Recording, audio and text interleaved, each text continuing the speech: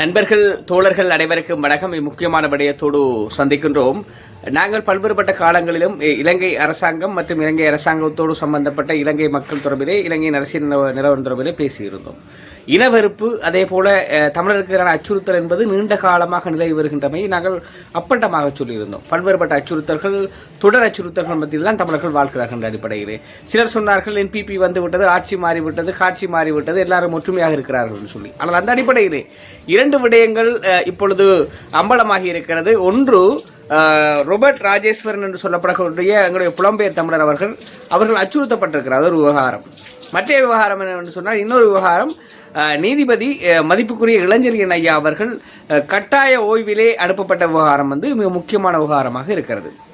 இந்த இரண்டு விடயங்களும் இலங்கையின் திசைக்கோளத்தை காட்டியிருக்கிறது. இன்னொரு விடயம் நேற்றைய நாளிலே மிகவும் ஒரு பரபரப்பாக நேற்று மற்றும் கடந்த வாரத்திலே பேசப்பட்ட விடயம் வடக்கு மாகாண முதலமைச்சர். வடக்கு மாகாண முதலமைச்சர் யார் என்ற கேள்விக்கு பார்க்கலாம். இலங்கை தமிழரசு கட்சி மிக உண்மையான வெளிப்படையான ஒரு விடயத்தை சொல்லியிருக்கிறது. இந்த முறை இறக்குமதி செய்யப்பட மாட்டார். மற்றது நேற்றைய நாளே தமிழ் மக்கள் கூட்டணியின் CV விக்னேஸ்வரன் தலைமையிலான தமிழ் மக்கள் கூட்டணியின் அலுவலகம் திறந்து வைக்கப்பட்டிருக்கிறது. இப்போ இந்த விடயங்கள் நேற்று நாளே பிரபலமாக பேசப்பட்ட விடயமாக இருக்கிறது. நாங்கள் முதலாவதாக அவசரமான விடயமாக இலங்கை தமிழர்களுக்கு என்ன விடயம் நிகழ்ந்து கொண்டிருக்கிற இந்த விடயத்தை நேற்றைய நாள் மிக முக்கியமான நாளாக இருக்கிறது.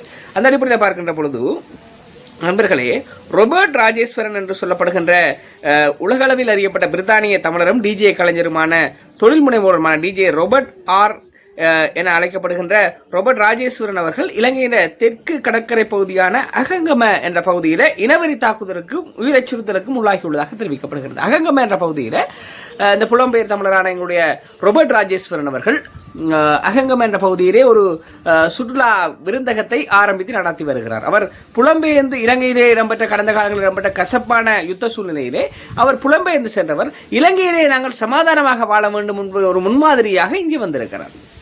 அதாவது புலம்பெயர் தமிழர்கள் வெளிநாடுகளிலே இருப்பதை காட்டிலும் இலங்கைக்கு வந்து முதலீடுகளை செய்தவர்கள் வாழ எத்தனிப்பது என்பது உலகளாவிய ரீதியில் ஒரு நம்பிக்கையை ஏற்படுத்தும். அதாவது ஒரு நாட்டிலே ஒரு யுத்தத்திலே ஒரு அச்சுறுத்தலுக்குள்ளான இனத்தை சார்ந்தவர்கள் இலங்கையிலே ஒரு தென்னிலங்கையிலும் சென்று அவர்கள் உணவகங்களை அதே போல தொழில்களை ஆரம்பித்து செய்வது என்பது உலகம் மத்தியிலே, உலக தமிழர்கள் மத்தியிலே, அதே போல இன்னொரு இனங்கள் மத்தியிலே நம்பிக்கையை ஏற்படுத்தும். உதாரணமாக தமிழ்நாட்டைச் சேர்ந்த அல்லது இந்தியாவைச் சேர்ந்த தொழில் முனைவர்கள் கூட இப்படியான புலம்பெயர் தமிழர்கள் இருக்கிறார்களே, இவர்கள் பயமில்லாமல் தொழில் செய்கிறார்கள் என்பதை பார்க்கின்ற பொழுது பொருளாதார ரீதியாக இலங்கையிலே முதலீடுகள் அதிகரிக்கும். அப்படி ரோபர்ட் ராஜேஸ்வரன் என்று சொல்லப்படுகின்ற எங்களுடைய புலம்பெயர் தமிழர் அவர்கள் இங்கு வந்து ஒரு தொழில் முதலீட்டை செய்வது என்பது ஒரு சவாலான விடயம். ஆனால் அவர் அகங்கம் என்ற பகுதியிலே விருந்தகத்தினை ஆரம்பித்து மிக வெற்றிகரமாக நடாத்தி வருகிறார். அது உலகளாவிய ரீதியிலே இலங்கையிலான முதலீட்டை அதிகரிக்கும். இலங்கையின் முதலீட்டை அதிகரிக்கின்ற பொழுது இலங்கையிலே பொருளாதார வளர்ச்சியடையும். இலங்கையிலே இருக்கக்கூடிய சகல இனத்தையும் சார்ந்தவர்கள் எதிர்வரும் காலங்களிலே எரிபொருள் வரிசை, கேஸ் வரிசைக்கெல்லாம் செல்லாமல் இருப்பதை தடுக்கும். இது ஒரு விவகாரம். அதே போல பார்க்கின்ற பொழுது அவர் சொன்ன விடயம் ஒரு முக்கியமான விடயமாக இருக்கிறது. அதாவது அகங்கம என்ற பகுதியிலே தான் நடத்தி வருகின்ற உணவகத்திலே உள்ளூர் நபர் ஒருவரால் இன ரீதியான வார்த்தை பிரயோகத்துக்கு உள்ளானதுடன் பணம் கொடுக்க மறுத்த போது கழுத்தை அறுப்பதாக அச்சுறுத்தியதாகவும் கூறுகிறார். இது ஒரு சின்ன விடயம் அல்ல. அதாவது உயிர் அச்சுறுத்தல் என்பது சின்ன விடயம் அல்ல. இது ஒரு கண்டிக்கத்தக்க விடயம். அந்த சமமான அரசாங்கம் என்று சொல்லப்படுகின்ற அன்னொரு அரசாங்கம் சிங்கள பௌத்த பெரும்பான்மை பகுதியிலே தமிழருக்கு சொந்தமான வர்த்தகத்தை நடாத்துவதால் தான் அடிக்கடி இலக்கு வைக்கப்படுவதாகவும் புலிகள் மற்றும் பயங்கரவாதி என்ற பலமுறை அழைக்கப்பட்டதாகவும் ஒரு மனவேதனையோடு தெரிவிக்கின்றார்.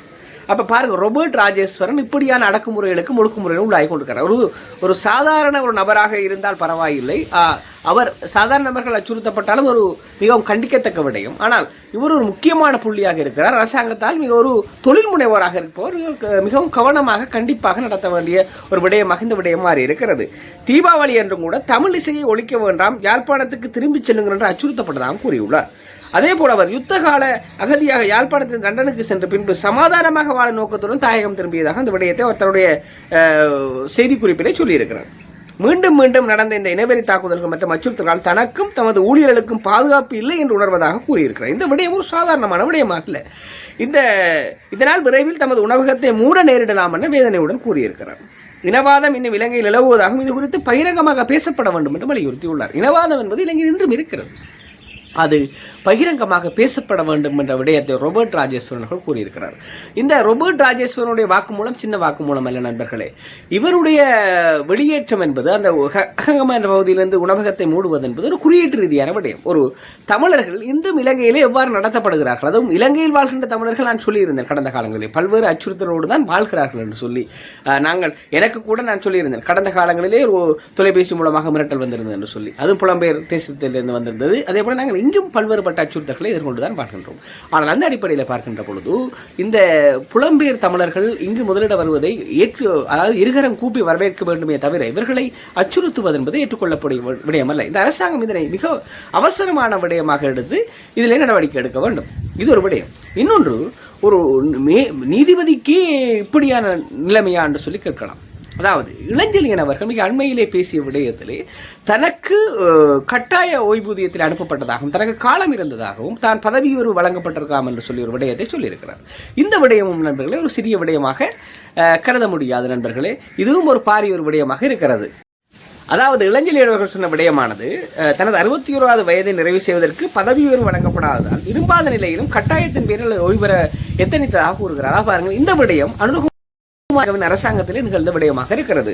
அதாவது நண்பர்களை நிகழ்வுகளில் உரையாற்றும் போது கடந்த ஜனவரி 12ஆம் தேதி மேன்முறையீட்டு நீதிமன்றத்திலே 4 நீதியரசர்கள் வெற்றிடம் ஏற்பட்ட போது மேல் நீதிமன்ற நீதிபதிகளில் தான் முதலாவது இடத்தில் இருந்த பொழுதிலும் தனக்கு பதவி உயர்வு வழங்கப்படவில்லை என்ற விடயத்தை அவர் சுட்டிக்காட்டியிருக்கிறார். அதாவது நிகழ்வுகளில் உரையாற்றும் போது இந்த விடயத்தை மிக கவலையோடு தெரிவித்த விடயமாக இருக்கிறது. அவர் குறிப்பிடும் போது சில வழியில் அவர் கண்களில் துளி வந்ததை, கண்ணீர் கசிந்ததை காணக்கூடியதாக இருந்தது. தனக்கு பதவி உயர்வு வழங்கப்படாதால் மேன்முறையீட்டு மற்றும் உயர் நீதிமன்றங்கள் தலா 2 ஆண்டுகள் இன்னும் சேவையில் ஆற்றியிருக்கலாம் என்றும் 4 ஆண்டுகள் மொத்தமாக சேவை செய்திருக்கலாம் என்ற விடயத்தை சொல்லியிருக்கிறார். 2 நீதிமன்றங்களிலும் தான் மேன்முறையீட்டு மற்றும் உயர் நீதிமன்றங்களில் தலா 2 ஆண்டுகள் வீதம் இன்னும் 4 வருடங்கள் சேவையாற்றி இருக்கலாம் என்ற விடயத்தை சொல்லியிருக்கிறார்.